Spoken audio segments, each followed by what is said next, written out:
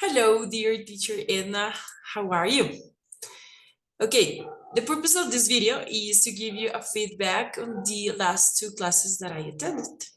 Okay, remember the previous one that was back in April, we found that the methodology used made students be in the center of their learning process. Also, put in practice a gamified activity gives the students the opportunity to make mistakes and correct them on the way, as well as to work cooperatively. However, it is important to share the objective of the class and review it at the end. That day, also, we decided that your focus in the future should be interaction patterns, use of material, and then I also noticed one additional area you might be interested in discussing, that is objectives and sequence. So let's start with the first one, interaction patterns.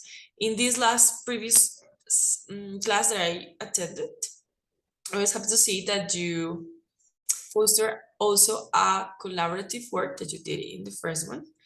And in this case, students were able to resolve an evaluation, a quiz together. So that gives you opportunity to work cooperatively, make mistakes together and correct them on the way, feel more comfortable when answering a quiz.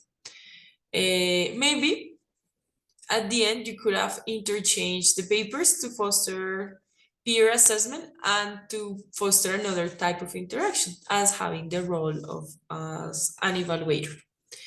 Yes. Now, the second focus area that we discussed that day was use of materials. The materials, remember, were the worksheet and the board.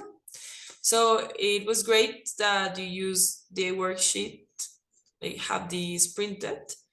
This gives the opportunity for students to have like a challenge they can resolve in a piece of paper and like write down on it, make mistakes and then correct them. And also fosters memorizing. Yes, is the only way, like we discussed that day at the end of the class, the only way, for example, to learn this type of verbs, the list of verbs of past participle in this case, is through a game and through writing and memorizing. And the way you design this worksheet help them into that purpose. And also having the board to write the purpose of the class, what they were going to do, and at the beginning resolve how to do the sequence. Like you did the instruction and then you use the board to say, okay, remember, we have in a list of verbs the infinitive, then the past simple, and then yes to have in the sequence the past participle one, and then you wrote, you could do this across, diagonal, horizontal, vertical, in any way. And having the board as a way to memorize what they need to do is a great idea. In this case, no, I wouldn't suggest anything. You use what you had in your class. Also, it was a great distribution of the chairs. You organize them by pairs and having rows. So it was easy for you to monitor what they were doing, if they were understanding, and not having students like on each other, like only these three rows gives enough space to so it doesn't generate disorder or indiscipline in the group. And the last one, objectives and sequence. You at the beginning announced the objective that was to do a quiz, like evaluate them on the past participle verbs that they were supposed to be studying the past few days. Okay, so you made them clear what was the purpose of the lesson and what was the activity they should be doing. And at the end, you recapitulated on what happened and you asked them how they felt. It was easy, was it hard? Yes, the only thing I would suggest is try to formulate it next time, having the Bloom taxonomy as a guide. I'm going to send you the taxonomy a long copy with this video.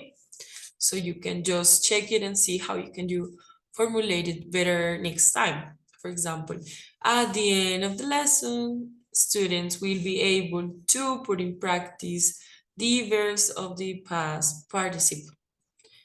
Yes, or they will be able to remember. This is a scale and that has the taxonomy, like remember, memorize, analyze, create, evaluate. So in this scale, you were in the part of remembering. They were just remembering the verbs. So at the end of the lesson, the students will be able to memorize or to remember the list of verbs of past participle or the conjugation of past participle, and write it and recapitulate it at the end. But you did, however, try to have these as a guide, like that way they can understand why they are doing certain activity and in what level of the thought. And that will be it of the feedback. Thank you so much for receiving me in your class. You definitely are a great teacher. You give students lots of love and patience and dedication. And definitely English is a subject that you need to be motivating students. It's like sometimes I say you are an English teacher, but you also need to be a coach. Yes, like come on, this is going to be easy. You can do it through games, and you are achieving it. So thank you so much, and I'll see you next time, maybe on the 27th, that I'm going to this Cátedra Antonia Santos to show or make a presentation about the video challenge. So I will see you definitely that day. Okay, take care. Have a nice break.